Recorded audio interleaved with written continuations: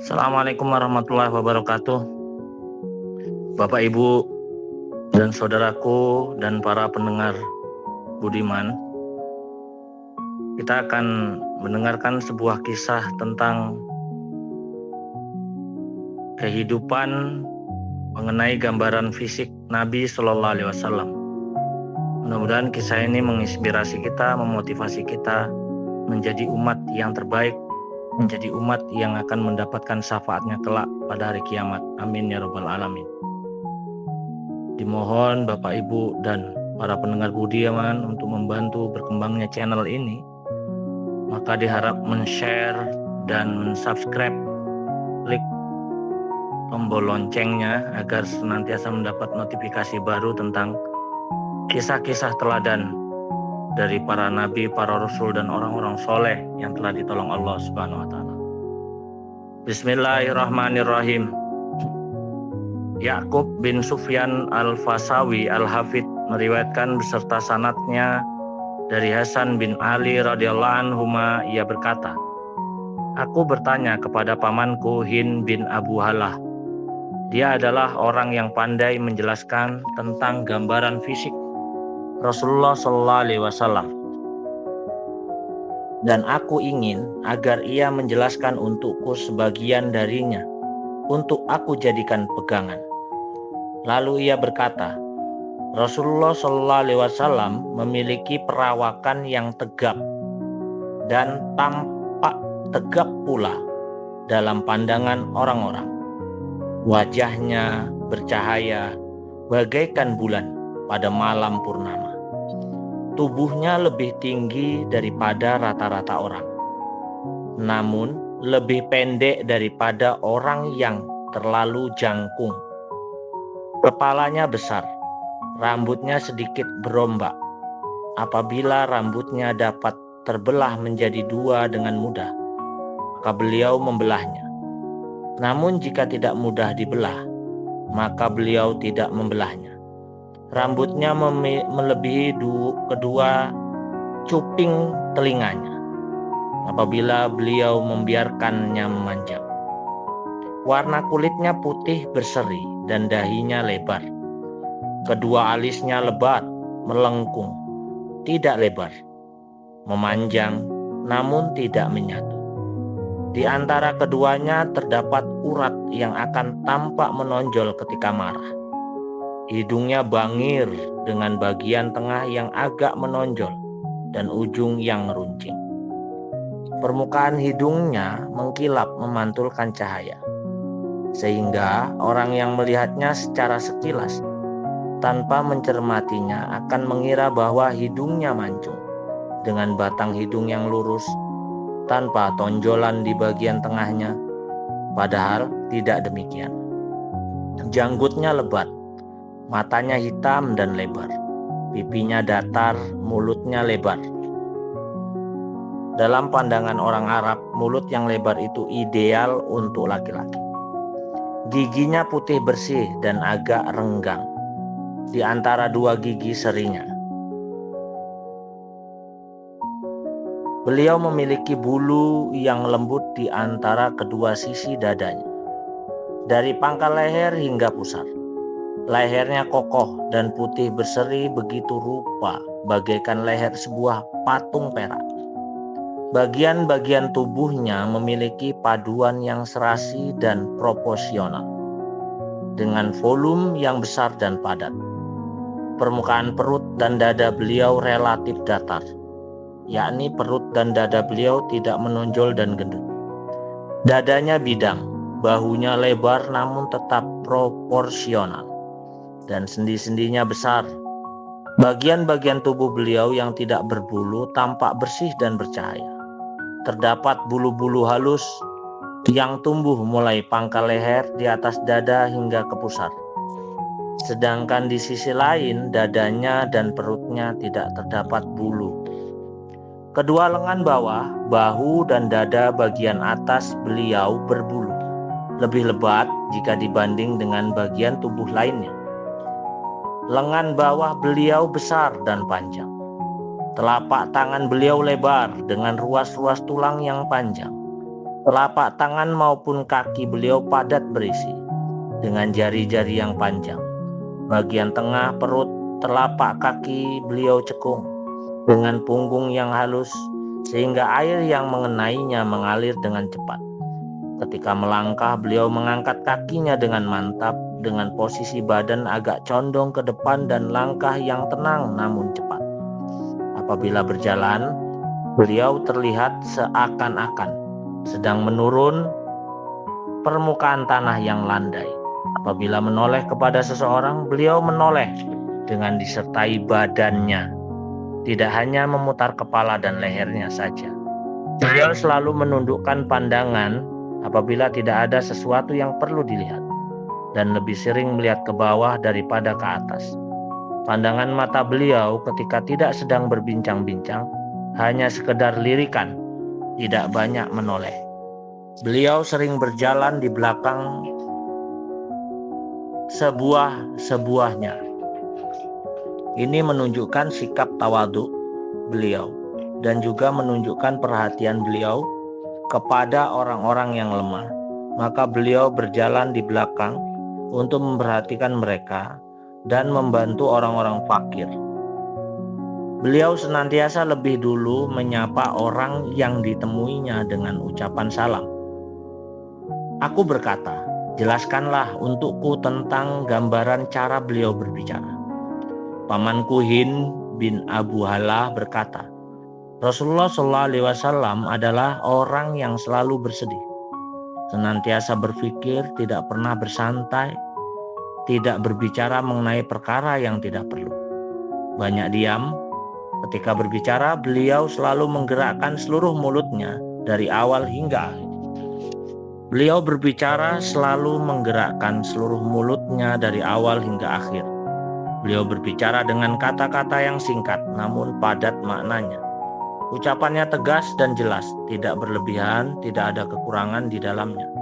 Beliau adalah orang yang ramah, tidak kasar, tidak suka menghina orang lain. Beliau senantiasa mengagungkan nikmat Allah, meskipun nikmat itu sedikit atau kecil, dan tidak pernah mencela ataupun memuji-muji nikmat itu sedikit pun. Apabila kebenaran dilanggar, maka tidak ada sesuatu pun yang dapat membendung kemarahannya, hingga beliau dapat membela kebenaran tersebut. Dalam riwayat yang lain disebutkan, beliau tidak menjadi marah hanya karena urusan duniawi atau yang berkaitan dengannya. Namun apabila kebenaran dilanggar, maka tidak ada seorang pun atau suatu pun yang dapat membendung kemarahannya hingga beliau dapat membela kebenaran tersebut. Beliau tidak marah karena urusan pribadinya dan tidak pula membela diri. Apabila menunjuk sesuatu, beliau menunjuk dengan telapak tangannya secara utuh, tidak hanya dengan satu jari. Dan apabila merasa takjub atau heran terhadap sesuatu, beliau mengungkapkannya dengan membalik telapak tangannya, yakni punggung telapak tangan berada di bawah, sedangkan apabila menunjuk sesuatu, punggung telapak tangan berada di atas.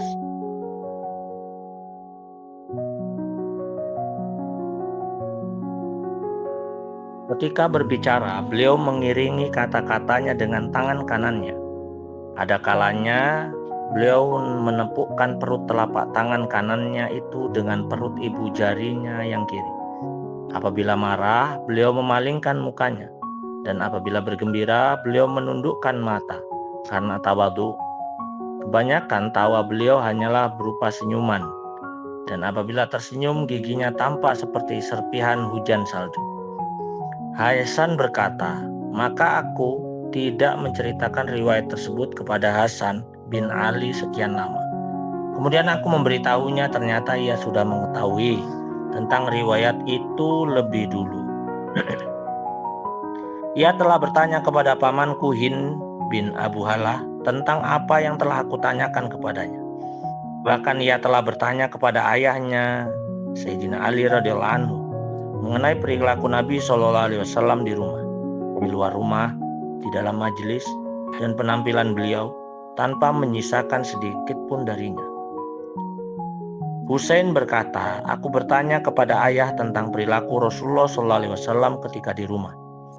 Lalu ia berkata, beliau telah diizinkan oleh Allah untuk masuk ke rumah beliau, yang mana saja dan kapan saja. Untuk keperluan beliau apabila berada di rumah, beliau membagi waktunya menjadi 3 bagian. Yang pertama, waktu untuk Allah.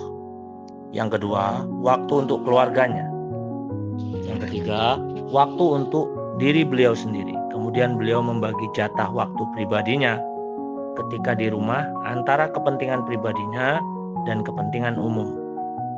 Ada kalanya beliau membicarakan sesuatu kepada orang-orang tertentu di rumah beliau, lalu mereka akan menyampaikannya kepada masyarakat. Beliau tidak menyembunyikan sesuatu pun dari mereka. Sedangkan di antara perilaku beliau sehubungan dengan waktu beliau ketika di rumah untuk umat adalah bahwa beliau mendahulukan orang-orang yang utama untuk diizinkan bertemu dengan beliau. Pembagian dan penggunaan waktu tersebut sesuai dengan kadar keutamaan mereka dalam hal agama. Di antara mereka ada yang memiliki 1 keperluan, ada yang memiliki 2 keperluan, dan ada pula yang memiliki banyak keperluan.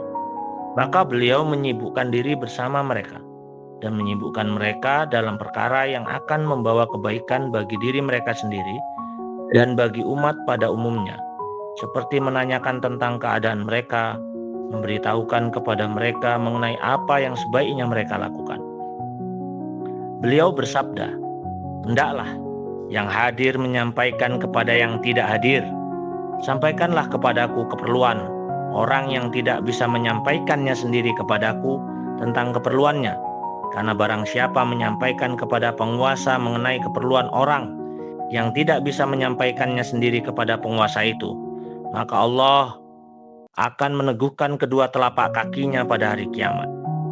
Tidak ada suatu pun yang disebutkan di hadapan beliau kecuali hal-hal yang bermanfaat semacam itu, bukan hal-hal yang tidak berguna. Dan beliau tidak menerima siapapun selain itu. Mereka bertamu kepada beliau untuk mencari ilmu. Mereka pulang setelah mendapatkan apa yang mereka cari dan keluar dari rumah beliau dalam keadaan alim. Husain berkata, aku bertanya kepada ayah tentang beliau ketika di luar rumah. Bagaimana perilaku beliau ketika itu? Ayah berkata, Rasulullah Shallallahu Alaihi Wasallam senantiasa menjaga lisannya, hanya berbicara tentang hal-hal yang berguna. Beliau selalu berusaha menyatukan hati mereka dan tidak membuat perpecahan di antara mereka. Beliau memuliakan orang yang dimuliakan dalam setiap kaum dan menjadikannya sebagai pemimpin mereka. Beliau memperingatkan orang-orang yang bersikap hati-hati terhadap mereka tanpa meninggalkan sikap ramah dan akhlak baik kepada mereka. Beliau biasa menanyakan keadaan sahabat-sahabatnya yang tidak hadir, bertanya kepada orang-orang tentang apa yang terjadi di masyarakat, menyatakan bagus terhadap suatu perkara yang bagus dan mendukungnya, serta menyatakan buruk terhadap suatu perkara yang buruk dan berusaha mengikisnya. Beliau memiliki pribadi yang lurus dalam semua urusan. Tidak ada pertentangan di dalamnya baik dalam ucapan maupun perbuatannya. Beliau tidak lalai untuk mengingatkan orang-orang, karena khawatir kalau mereka lalai mengambil kebaikan dari beliau atau berpaling dari beliau untuk bersantai dan bersenang-senang. Beliau telah memiliki persiapan untuk menghadapi segala macam keadaan tanpa bersambalewa terhadap kebenaran, tidak pula berlebihan di dalamnya. Orang-orang yang berada di dekat beliau adalah yang terbaik di antara mereka. Orang yang paling utama dalam pandangan beliau adalah yang paling besar iktikadnya untuk kebaikan orang lain. Dan yang paling mulia kedudukannya dalam pandangan beliau di antara mereka adalah yang paling banyak membantu orang lain. Husain berkata, lalu aku bertanya kepada ayah mengenai majelis beliau. Ia pun berkata, Rasulullah Shallallahu Alaihi Wasallam tidak pernah duduk ataupun berdiri kecuali dalam keadaan berzikir. Beliau tidak memilih suatu tempat tertentu di masjid sebagai tempat istimewa bagi beliau dan melarang orang-orang melakukan perbuatan itu. Apabila menghadiri suatu pertemuan, beliau duduk di tempat kosong dalam majelis tersebut, dan beliau menyuruh orang-orang agar berbuat seperti itu.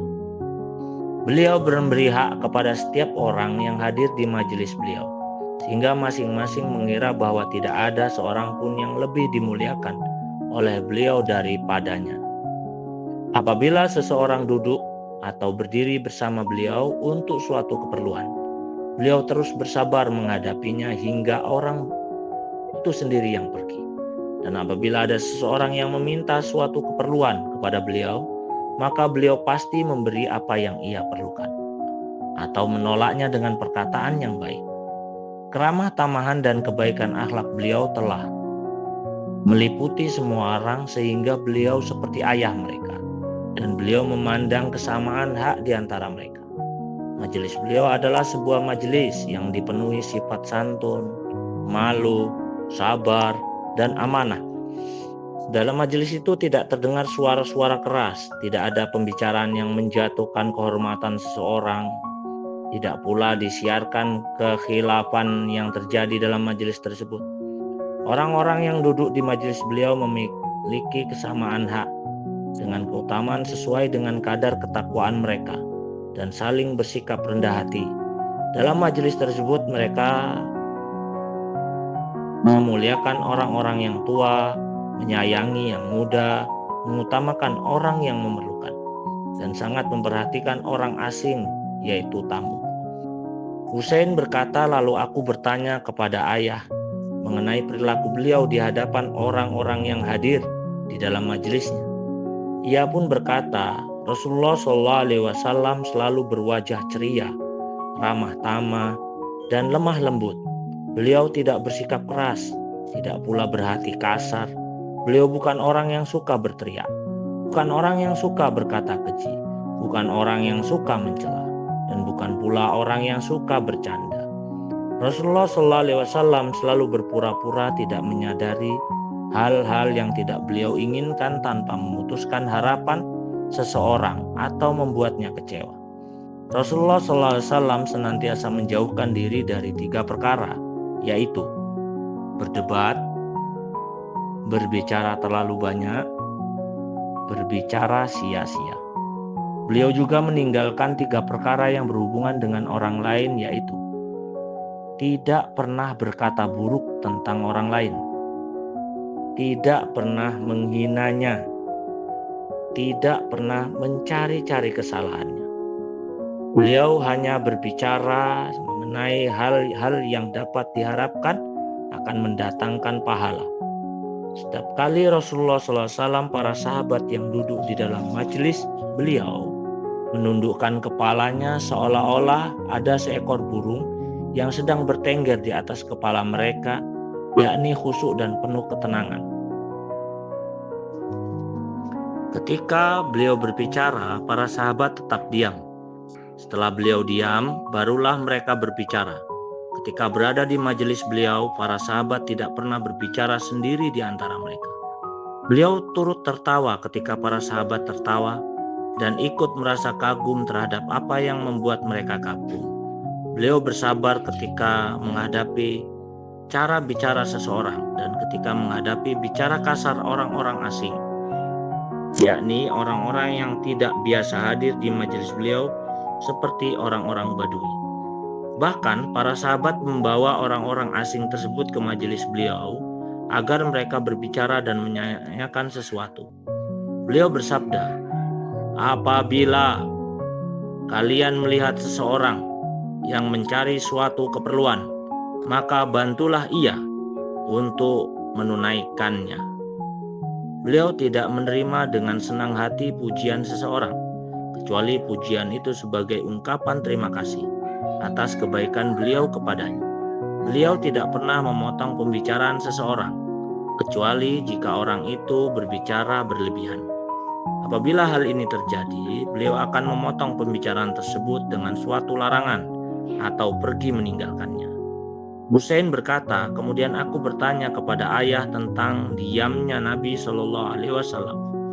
Ia berkata, diamnya beliau adalah karena 4 hal. Bersabar menahan amarah, mewaspadai sesuatu, menilai sesuatu, dan merenungkan sesuatu.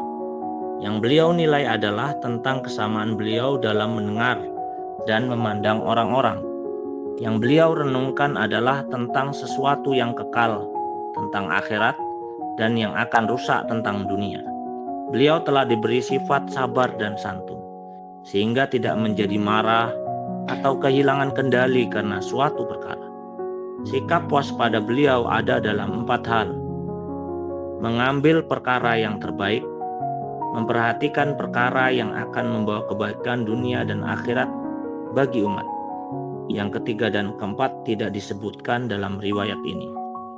Hadis ini telah diriwayatkan secara panjang lebar oleh Imam Tirmizi dalam kitab Asy-Syama'ilul Muhammadiyah dari Hasan bin Ali radhiyallahu anhu. Ia berkata, "Aku bertanya kepada pamanku." Lalu perawi meneruskan riwayatnya. Dalam riwayat itu disebutkan tentang hadisnya dari saudaranya Husain, dari ayahnya Sayyidina Ali bin Abi Thalib radhiyallahu anhu. Diriwayatkan pula oleh Baihaqi dalam kitab Dalailun Nubuwah dari Al-Hakim dengan sanadnya dari Hasan radhiyallahu anhu. Ia berkata, "Aku pernah bertanya kepada pamanku Hind bin Abu Hala." Lalu perawi melanjutkan riwayatnya. Demikian pula disebutkan oleh Hafidz Ibnu Katsir dalam kitab Al-Bidayah. Aku penyusun berkata, sanad hadis ini telah disebutkan oleh Al-Hakim dalam kitab Al-Mustadrak. Kemudian ia berkata, lalu perawi meneruskan hadisnya secara panjang lebar. Diriwayatkan pula beserta sanadnya oleh Ruyani, Tabarani, dan Ibnu Asakir, sebagaimana dalam kitab Kanzul Ummal, dan juga oleh Baghawi sebagaimana dalam kitab Al-Isabah. Dalam riwayat yang dinukil dalam kitab Kanzul Ummal disebutkan di bagian akhir, beliau mengambil sikap hati-hati dalam 4 hal. Pertama, mengambil perkara yang terbaik agar diikuti. Yang kedua, meninggalkan perkara yang buruk agar ditinggalkan. Yang ketiga, memutuskan suatu pendapat yang akan membawa kebaikan bagi umatnya. Dan yang keempat, memperhatikan perkara yang akan membawa kebaikan dunia dan akhirat bagi mereka. Demikian ini disebutkan pula dalam kitab Majma'uz Zawaid dari Imam At-Tabrani. Sekian dulu Bapak Ibu dan pendengar budiman. Bantu share dan subscribe. Klik tanda loncengnya agar mendapat notifikasi terbaru dari kisah-kisah kehidupan orang-orang yang telah ditolong Allah, diampuni Allah, dan dijanjikan masuk surga. Mudah-mudahan ini menjadi ladang pahala jariah, pahala dakwah kita kepada umat baginda Nabi Sallallahu Alaihi Wasallam. Amin ya Rabbal Alamin. Semoga kita mendapatkan pertolongan Allah Subhanahu wa Ta'ala di dunia sampai akhirat, dan mendapatkan syafaat baginda Nabi Agung Muhammad Sallallahu Alaihi Wasallam sebagai umatnya yang akan dikumpulkan bersama orang-orang soleh. Sekian dulu dari saya. Assalamualaikum warahmatullahi wabarakatuh.